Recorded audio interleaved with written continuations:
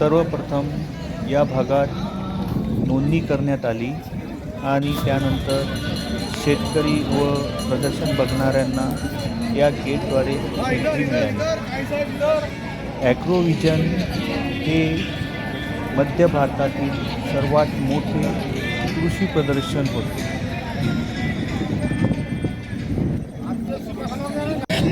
मी जैविक संस्कृतमधून अतुल काळे बोलत आहे आणि आपण आलो आहे ॲग्रोव्हिजन नागपूर इथे कृषी जे साहित्य आहे त्यांचा मेळावा भरलेला आहे आणि कृषीशी जे रिलेटेड बियाणे आहे, यंत्र आहे, यांचं सगळं सामग्री आणि व्यापारी लोक इथे आलेले आहे आणि नवीन नवीन टेक्नॉलॉजीनी जे आपले शेतीसाठी आवश्यक जे साहित्य आहे याची प्रदर्शनी लागली है। तर बघूया आपण ॲग्रोव्हिजन। और आप खुद खुश हो जाएं क्योंकि ट्रैक्टरों के बारे में जानकारी आज सभी को मिलने जा रही है। तो क्यों नहीं, क्योंकि हमारे जो देश के किसान भाई बंधु हैं, देश के किसान भाई बंधु हैं, उनका सबसे सच्चा साथी कौन, तो वो होता है ट्रैक्टर। और ट्रैक्टर कौन, तो यहाँ है स्टॉलवर रजिस्ट्रेशन स्टार्ट झालेलं आहे। तर सर्वांनी येऊन जॅकेट आहे स्टॉलवर व्हिजिट करा आणि आपले नाव, नंबर आणि ॲड्रेस इथे फिलअप करा। जे आपले नाव, नंबर, ॲड्रेस इथे लिहिणार त्यांनाच आम्ही कॅप, बॅग्स प्रोव्हाइड करू।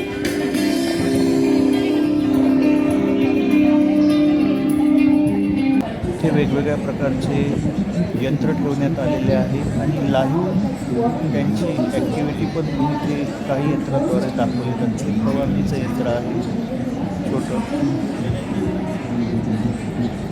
बाहेर ग्राउंडवर तणीस धान बेलर ठेवले आहे, हार्वेस्टर ठेवले आहे, मका थ्रेसर्स ठेवले आहे, वेगवेगळ्या प्रकारचे ट्रॅक्टर्स ठेवले आहे, मिनी हार्वेस्टर ठेवले आहे, भुसा मशीन ठेवले आहे। अशी मोठमोठी यंत्रे बाहेर ग्राउंडवर आपल्याला ठेवलेली दिसत आहे।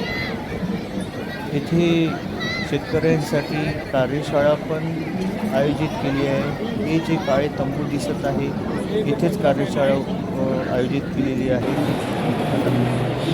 आता आपण आत आलेलो आहे।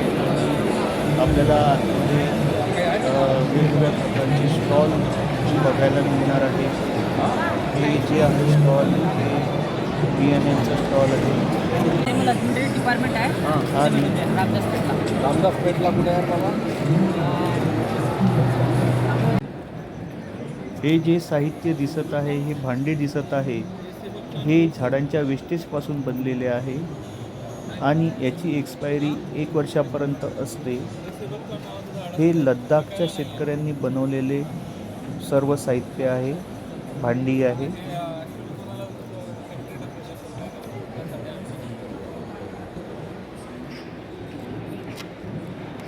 आता आपण बघणार आहोत जंगली कापूस।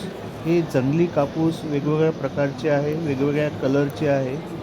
येथे जे हे वेगवेगळ्या कलरचे जे कापूस दिसत आहे हा नॅचरल आहे। त्याच्यामध्ये कोणताही कलर त्यांनी मिसळलेला नाही आहे आणि त्यापासून त्यांनी जे कपडे बनवलेले आहे, हे कपडे जे आहे याच्यामध्ये कलरचा वापर केलेला नाही आहे, ते नॅचरली आहे। मोसंबीचे प्रकार एवढे सारे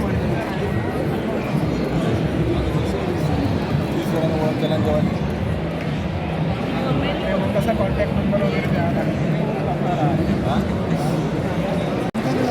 हा स्टॉल सिरकॉट संस्थेचा आहे। या संस्थेचं काम म्हणजे कापूस काढल्यानंतर त्याच्यापासून बनणाऱ्या तांत्रिक प्रक्रिया, सूत, तंतू, कापडाची चाचणी हे संशोधन या सिरकॉट संस्थेमध्ये होत असते आणि ही आशियातली एकमेव अशी एक संस्था आहे आणि याला आंतरराष्ट्रीय मान्यता आहे।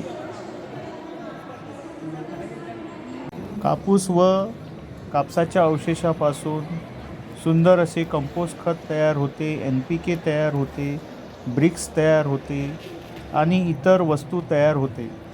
तर अशा वस्तू तयार करण्यासाठी ही संस्था शेतकऱ्यांना प्रशिक्षण देण्याचे काम करते।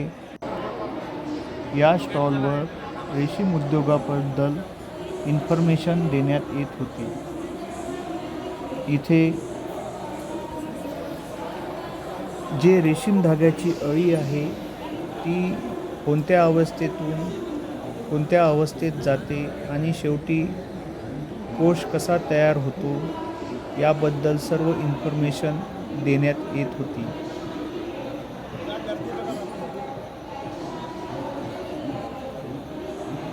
ती अळी आहे रेशीम उद्योगामध्ये जी आपलं कवच तयार करते.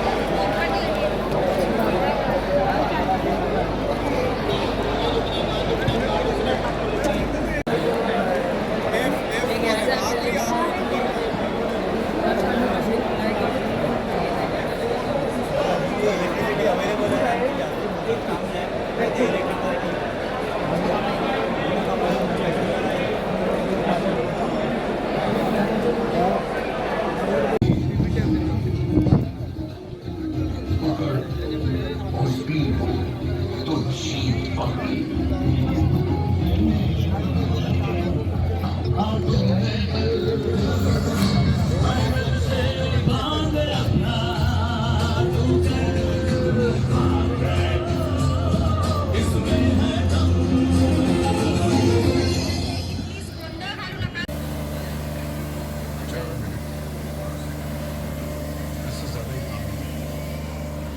आप जानते हैं कि एक समय ऐसा था जब भारत में जितने किसान हैं सब ऐसे काम करते थे और दुनिया मानती थी कि कुछ बदलने की जरूरत क्यों है।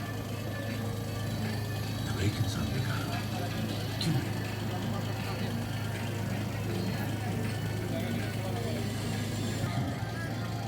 बल का औजार बैल नहीं, हल का हल क्यों नहीं। जवानों ने पूछा क्यों नहीं। The ship destroyed my home and my men, but it could not destroy my spirit. शुरू से ही ईश्वर और शुरू से खत्म। जवानों ने पूछा क्यों।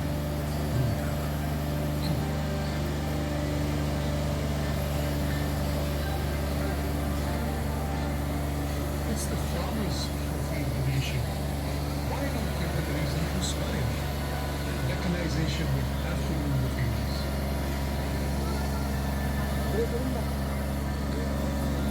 जहाँ सूर्य जल वायु और सत्य वहाँ नई तकनीक नई सोच उठे।